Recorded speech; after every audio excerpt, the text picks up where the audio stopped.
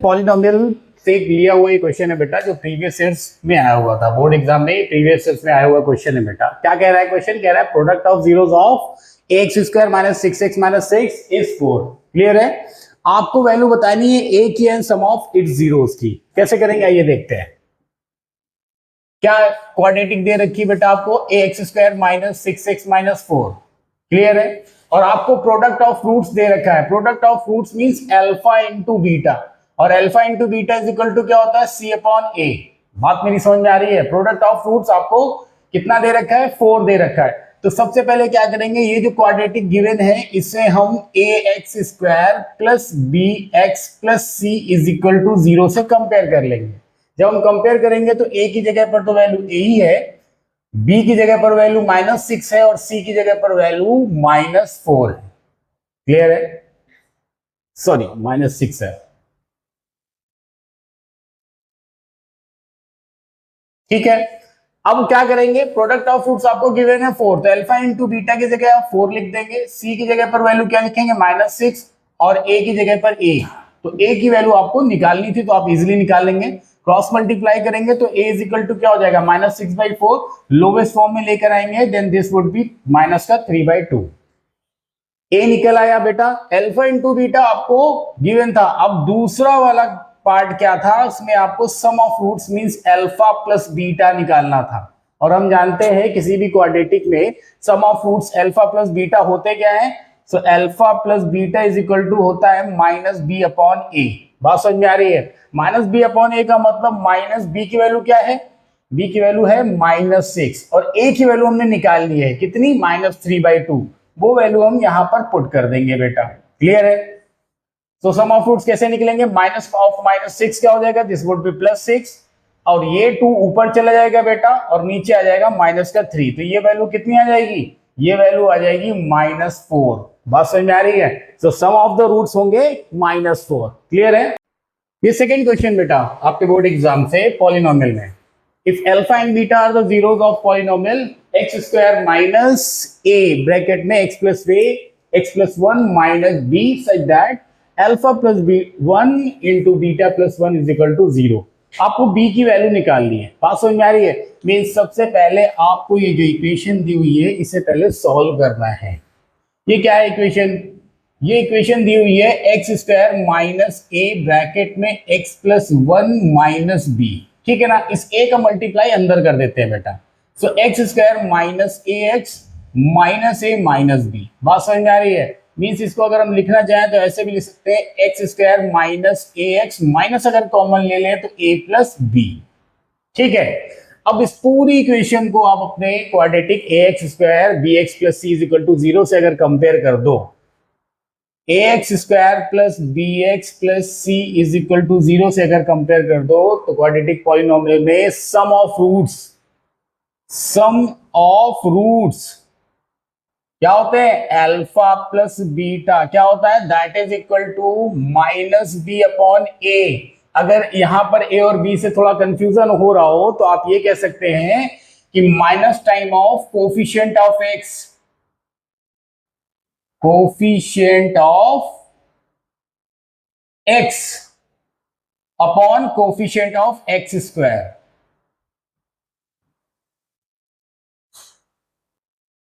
ठीक है, तो अल्फा प्लस बीटा की वैल्यू कितनी आ जाएगी बेटा? कोफिशिएंट ऑफ एक्स कितना है? माइनस ए, और इस माइनस की वजह से ये माइनस ए क्या बन जाएगा? प्लस का ए बन जाएगा। बात समझ में आ रही है?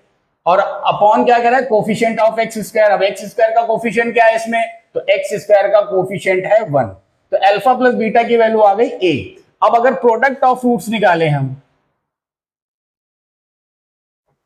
प्रोडक्ट ऑफ रूट्स क्या होता है? Product of roots means alpha into beta, that is equal to C upon A. C upon A का मतलब क्या हुआ? सी अपॉन ए का मतलब ये हुआ कि constant upon coefficient of x square.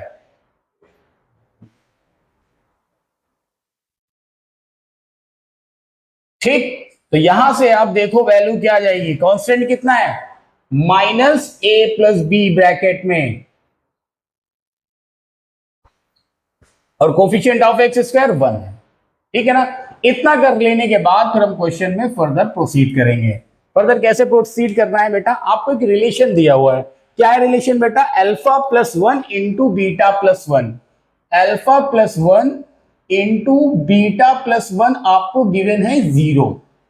इस दोनों को हम क्या करेंगे, मल्टीप्लाई कर लेते हैं। जब मल्टीप्लाई करेंगे तो कितना आएगा बेटा, alpha plus beta plus alpha beta plus 1 and that is equal to 0।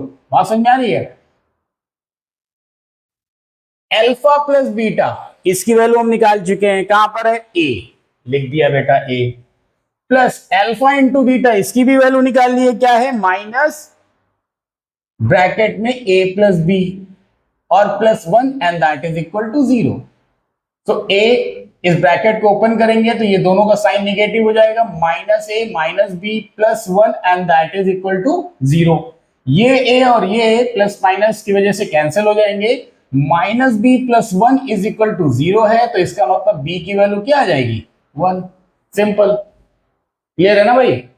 Look at this question बेटा, क्या कह रहा है, given that 1 is one of the zero of the polynomial 7x minus x cube minus 6, find its other zeros। आप देख सकते हैं basically ये क्यूबिक पॉलिनोमियल है, और क्यूबिक पॉलिनोमियल है तो इसका मतलब इसमें कितने जीरोस होंगे, देयर मस्ट बी 3 जीरोस, जिसमें one of the zero is given and that is 1। Means we have to find out rest of 2 other zeros. कैसे करेंगे आइए देखते हैं। पहले से इसको अरेंज कर लेते हैं बेटा, क्योंकि ये क्यूबिक पॉलिनोमियल अरेंज फॉर्म में नहीं लिखा हुआ, डिसेंडिंग ऑर्डर में लिखते हैं हर एक टर्म को डिग्री के बिहाफ पर, तभी पॉलिनोमियल एक अरेंज फॉर्म में लिखा जाता है। ठीक है ना। तो इसका मतलब सबसे पहले आएगा माइनस का एक्स क्यूब, देन प्लस का 7x, देन माइनस का 6। अब क्यूबिक पॉलिनोमियल की जो बेसिक इक्वेशन होती है वो क्या होती है बेटा, ax cube plus bx square plus cx plus d and that is equal to 0। ठीक है ना। जैसे हमने आपको बताया कि क्यूबिक पॉलिनोमियल में 3 जीरोस होते हैं, तो उनके बीच में रिलेशन भी होता है। कैसा कि सबसे पहले हम कहते हैं कि sum of roots means alpha plus beta plus gamma and that is equal to minus B by A. ठीक, उसके बाद alpha into beta plus beta into gamma plus gamma into alpha is equal to C upon A, and उसके बाद product of roots क्या हो जाएगा, alpha into beta into gamma and that is equal to minus D upon A. ठीक है। तो पहले जो आपको क्यूबिक पॉलिनोमियल इस क्वेश्चन में दी हुई है, हमने क्या किया, बेसिक इक्वेशन ऑफ पॉलिनोमियल जो क्यूबिक के लिए होती है वो क्या थी, ax cube plus bx square plus cx plus d is equal to 0 से कंपेयर करके हम ABCD की वैल्यूज निकाल लेंगे। जब a की वैल्यू निकालते हैं तो वैल्यू आती है 1। ठीक है ना। b निकलता नहीं है, b की वैल्यू होती है 0, क्योंकि x स्क्वायर वाला टर्म नहीं है इसमें। इसका मतलब एक्स स्क्वायर का कोफिशिएंट विच इज b और b होगा 0। ठीक है ना। c कितना हो जाएगा, तो c हो जाएगा बेटा 7 और d कितना हो जाएगा, तो d हो जाएगा माइनस का 6। बात समझ में आ रही है। अब इसमें वन ऑफ द रूट्स आपको गिवन है, तो हम ये मान लेते हैं कि जो अल्फा है यही है पहला वाला रूट। बात समझ में आ गई। अगर अल्फा पहला वाला रूट है तो alpha plus beta plus gamma वाले में हम अगर ये वैल्यूज पुट कर दें तो एक इक्वेशन फॉर्म हो जाएगी बेटा। अब आप देखिए क्या करेंगे, हम अल्फा की जगह पर हमने लिख दिया 1 और बीटा प्लस गामा क्या है, माइनस बी अपॉन ए। अब देखिए 0, बी क्या है 0, तो 0 अपॉन ए करेंगे तो ये वैल्यू भी क्या हो जाएगी 0। तो इससे क्या पता चलेगा, यहाँ पे एक रिलेशन मिल जाएगा beta plus gamma and that is equal to -1। ये एक इक्वेशन मान लो आप। ठीक, अब ये दूसरी इक्वेशन देख लो बेटा, क्या कह रहा है, alpha beta plus beta gamma plus gamma alpha. अगर यहां पर हम अल्फा की वैल्यूज पुट कर दें तो अल्फा बीटा से सिर्फ बीटा बचेगा, क्योंकि बीटा इंटू 1 बीटा हो जाएगा, और ये हो जाएगा beta into gamma plus gamma into alpha का मतलब अगेन अल्फा की वैल्यू 1 पुट कर दी तो यहां पर गामा आ जाएगा, is equal to C upon A. C कितना है 7 और ए है कितना -1, तो ये हो जाएगा -7। बात समझ आ गई। अब देखो बेटा, गामा प्लस बीटा की वैल्यू कितनी है -1, तो इसमें अगर हम वैल्यू पुट कर दें इस बीटा और इस गामा की सम की जगह पर -1 पुट कर दें तो क्या आ जाएगा, beta gamma is equal to -7। So beta gamma is equal to क्या आ जाएगा, ये उधर ट्रांसफर हो जाएगा तो ये हो जाएगा -6। ठीक है ना। यहां से हम क्या कर सकते हैं, गामा की वैल्यू निकाल सकते हैं इन टर्म ऑफ बीटा। कितनी आ जाएगी बेटा, this would B -6 by beta. अब ये वैल्यू क्या करेंगे, इस वैल्यू को हम पुट कर सकते हैं किसमें, इस वैल्यू को पुट कर देते हैं हम इस फर्स्ट इक्वेशन में। क्या थी ये फर्स्ट इक्वेशन, फर्स्ट इक्वेशन थी beta plus gamma, beta plus gamma and that is equal to -1। ठीक है ना। यहां पर हमने गामा की वैल्यू पुट कर दी, तो beta plus -6 by beta and that is equal to -1। LCM यहां पर क्या हो जाएगा, एलसीएम यहां पर बीटा आ जाएगा, ऊपर क्या आएगा, beta square -6 and that is equal to -1। ठीक है ना। तो बीटा स्क्वायर -6 और ये क्रॉस मल्टीप्लीकेशन करके उधर चला जाएगा, कितना हो जाएगा, minus beta. So beta square इसको इधर ले आएंगे तो कितना हो जाएगा, plus beta -6 is equal to 0। बात समझ में आ रही है। अब क्या करेंगे, ये क्वाड्रेटिक बन गई, इस क्वाड्रेटिक को सॉल्व कर लेंगे। तो beta square plus 3 beta -2 beta -6 is equal to 0। Beta आपने कॉमन लिया, कितना आया, बीटा प्लस 3, -2 कॉमन लिया, क्या आएगा, beta plus 3 is equal to 0।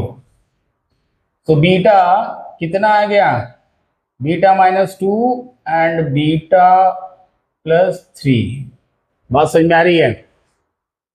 मतलब बीटा की दो वैल्यूज हो सकती हैं, 2, -3। क्लियर है। अगर बीटा को हमने कितना लिया, 2 लिया, मेरी बात समझिएगा, अगर हमने बीटा को 2 लिया तो यहां पर पुट करके अल्फा गामा की वैल्यू निकाल सकते हैं। बीटा को 2 लिया तो 2 plus gamma is equal to -1, तो गामा इज इक्वल टू कितना हो जाएगा, -3 आ जाएगा। लेकिन अगर बीटा की वैल्यू -3 लेते तो कितना हो जाता, -3 plus gamma is equal to -1। तो उस केस में गामा की वैल्यू कितनी आ जाती है, 2। इसका मतलब जो हमारे रेस्ट ऑफ 2 रूट्स हैं, 1 तो आपके पास ऑलरेडी था, एक होगा 2 और दूसरा होगा -3। These are the 3 roots available in this cubic polynomial -x³ + 7x - 6। Clear बेटा। क्वेश्चन देखिए बेटा, क्या कह रहे हैं, 0 of the polynomial x² - kx + 6 in the ratio 3:2 आपको k की वैल्यू बतानी है। ठीक है ना। आप जानते हैं किसी क्वाड्रेटिक में 2 रूट्स होते हैं, हम मान लेते हैं अल्फा और बीटा। ठीक है ना। तो यहां पर आपको जो रेशियो दिया हुआ है α/β का, दैट इज 3:2 दिया हुआ है। ठीक है ना। अब अल्फा और बीटा की कोई वैल्यू अगर हमें चाहिए तो हम क्या करें, एक वेरिएबल इंट्रोड्यूस कर दें। यहां पर हम एक वेरिएबल m इंट्रोड्यूस कर देते हैं, तो उससे हमें अल्फा की वैल्यू मिल जाएगी। तो अल्फा की वैल्यू क्या हो जाएगी, 3m, और बीटा की वैल्यू कितनी हो जाएगी बेटा, 2m। ठीक है ना। अब प्रोडक्ट ऑफ रूट्स आप जानते हैं, alpha into beta is equal to क्या होता है, c/a, यही होता है ना भाई। तो c/a का मतलब क्या हुआ, इस क्वाड्रेटिक को आप जब ax² + bx + c is equal to 0 से कंपेयर करोगे तो c की वैल्यू कितनी आएगी, 6, और a की वैल्यू होगी 1। अल्फा इंटू बीटा, अल्फा की value 3m into 2m and that is equal to 6। तो इसको क्या लिख सकते हैं बेटा, 6m² is equal to 6। It means m² is equal to 1। It means m is equal to +-1। बात समझ आ रही है। m की वैल्यू +1 भी हो सकती है और m की वैल्यू -1 भी हो सकती है। अगर m की वैल्यू हम +1 लेकर चलते हैं, अगर m की वैल्यू +1 लेकर चलते हैं तो अल्फा की वैल्यू क्या होगी, 3, और बीटा की वैल्यू क्या हो जाएगी, 2। बात समझ आ रही है। और अगर m की वैल्यू -1 लेकर चलते हैं तो अल्फा की वैल्यू -3 आ जाएगी और बीटा की वैल्यू -2 आ जाएगी। सम ऑफ रूट्स मतलब अल्फा प्लस, हमें एक वैल्यू k की निकालनी है, तो अल्फा प्लस बीटा क्या होता है, coefficient of minus time coefficient of x upon coefficient of x², मतलब -b/a, यही होती है ना बेटा। तो अल्फा प्लस बीटा की वैल्यू यहाँ पर बी की जगह पर क्या है माइनस के, तो माइनस ऑफ माइनस के मिलकर क्या हो जाएगा के और नीचे 1। तो अल्फा प्लस बीटा की वैल्यू फाइनली कितनी आ रही है के। अब देखो अगर हमने n की वैल्यू +1 लिया था तो अल्फा प्लस बीटा की वैल्यू कितनी आ जाएगी 3 + 2 = k।